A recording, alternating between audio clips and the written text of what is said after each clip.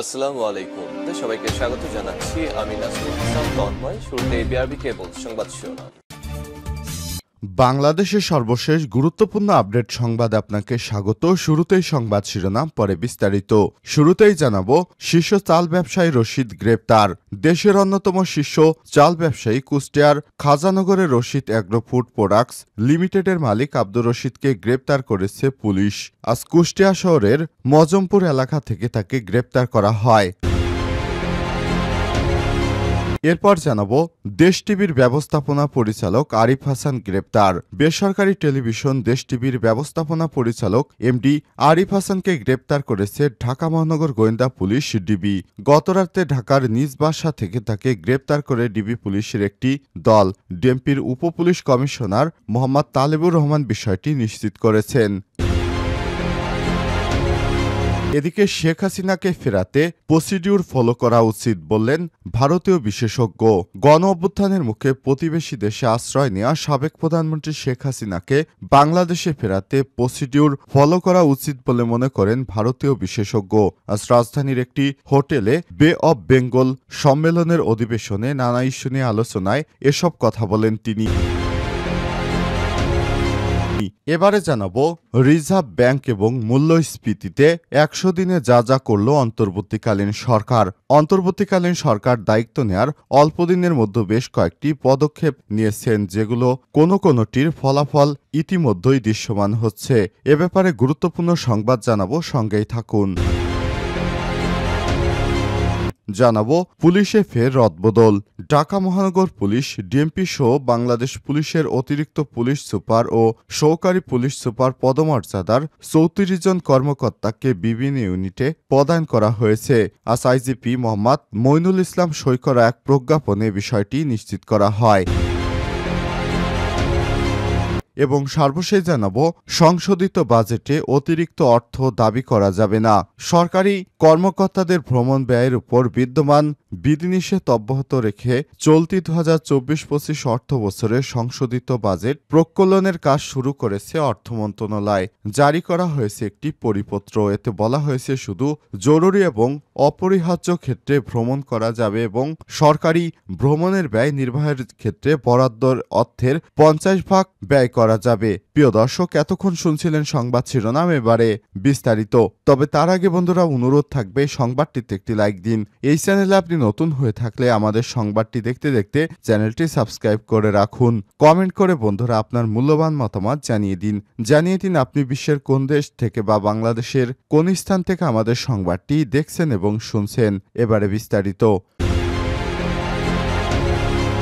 শীর্ষ চাল ব্যবসায়ী রশিদ গ্রেপ্তার। দেশের অন্যতম শীর্ষ চাল ব্যবসায়ী কুষ্টিয়ার খাজানগরের রশিদ অ্যাগ্রো ফুড প্রোডাক্টস লিমিটেডের মালিক আব্দুর রশিদকে গ্রেপ্তার করেছে পুলিশ। শনিবার ১৬ ডিসেম্বর কুষ্টিয়া শহরের মজমপুর এলাকা থেকে তাকে গ্রেপ্তার করা হয়। কুষ্টিয়া মডেল থানার ভারপ্রাপ্ত কর্মকর্তা ওসি শিহাবুর রহমান শিহাব বলেন, আব্দুর রশিদ একজন চাল ব্যবসায়ী। তার বিরুদ্ধে প্রতারণা, ঋণখেলাপি সহ আদালতে অন্তত ৬৮টি মামলা রয়েছে।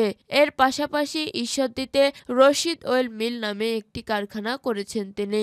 ওসি বলেন, আব্দুর রশিদের মিল থেকে ফিড মিলের কাঁচামাল কেনার জন্য চেকের মাধ্যমে ১,৬৪,০০,০০০ অগ্রিম টাকা দেন রাজশাহীর পুটিয়া এলাকার ইনাম ফিড মিলের মালিক আতিকুর রহমান। কিন্তু টাকা নেয়ার ১.৫ বছর অতিবাহিত হলেও কাঁচামাল দেয়নি, এমনকি টাকাও দেননি রশিদ। পরে এক প্রকার বাধ্য হয়ে আতিকুর রহমান ২০২৩ সালের ১৩ August Rajshahi chief judicial magistrate আদালতে আব্দুর রশিদ ও তার প্রতিষ্ঠানের ব্যবস্থাপক মেহেদী হাসানকে আসামি করে মামলা দায়ের করেন। ওই মামলায় আদালত তার বিরুদ্ধে সমন জারি করলেও হাজিরা না দেওয়ায় আদালত তার বিরুদ্ধে গ্রেপ্তারি পরোয়ানা জারি করেন। আর ওই মামলায় রশিদকে গ্রেপ্তার করা হয়। শিহাবুর রহমান শিহাব আরও বলেন, রশিদ ও তার পরিবারের সদস্যদের বিরুদ্ধে ঋণখেলাপি সহ আদালতে অন্তত ৬৮টি মামলা রয়েছে। রয়েছে তার।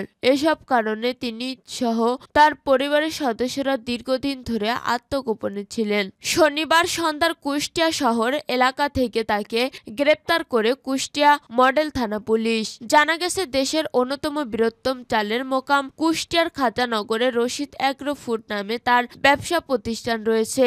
ওই প্রতিষ্ঠানের কারণে প্রথমে তিনি কুষ্টিয়া জেলা চাল কল মালিক সমিতির সভাপতি নির্বাচিত হন। মূলত তখন থেকে দেশের চাল ব্যবসায়ের পূর্ণ নিয়ন্ত্রণ চলে যায় তার হাতে। হয়ে ওঠেন চাল সিন্ডিকেটের হোতা। ইচ্ছামতো চালের দাম বাড়িয়ে চালের বাজার অস্থির করে তুলতেন। এসব কারণে তৎকালীন সরকারের শীর্ষ মহল চাল সিন্ডিকেটের হোতা হিসেবে দায়ী করে আসছিলেন। তবে বিভিন্ন ব্যাংক থেকে শত শত কোটি টাকা ঋণ নেয় তিনি খেলাপি হন। দেউলিয়া হয়ে পড়েন ব্যবসায়।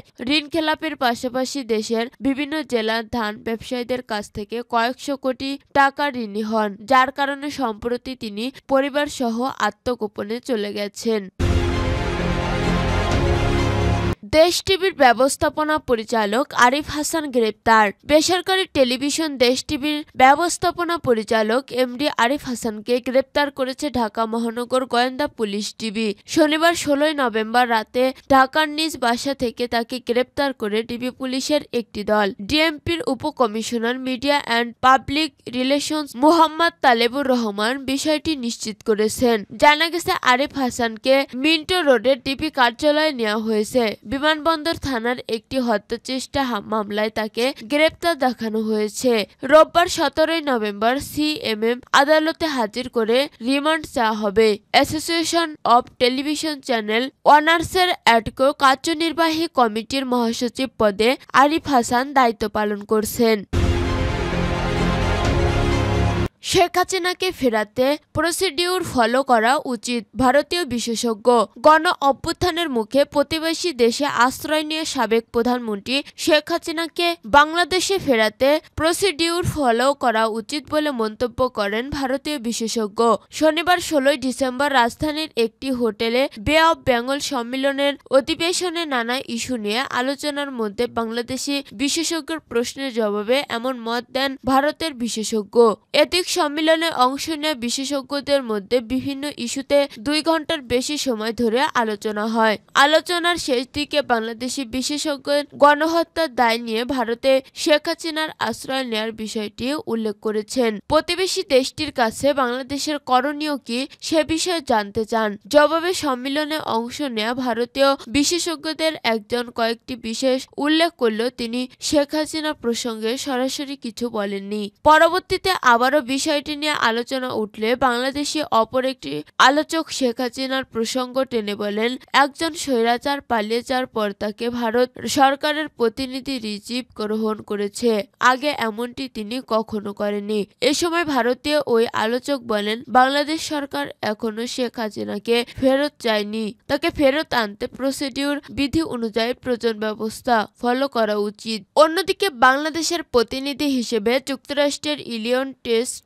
ইউনিভার্সিটি অধ্যাপক আলিরিয়াস সিপিডির নির্বাহী পরিচালক ফাহমিদা খাতুন, নিউ এজ সম্পাদক নুরুল কবির, চাকমা সার্কেল প্রধান রাজা দেবাশিস রায়, যুক্তরাষ্ট্রের কোলগেট ইউনিভার্সিটি অধ্যাপক নবীন মুর্শিদ প্রমুখ অধিবেশনে বক্তব্য রাখেন।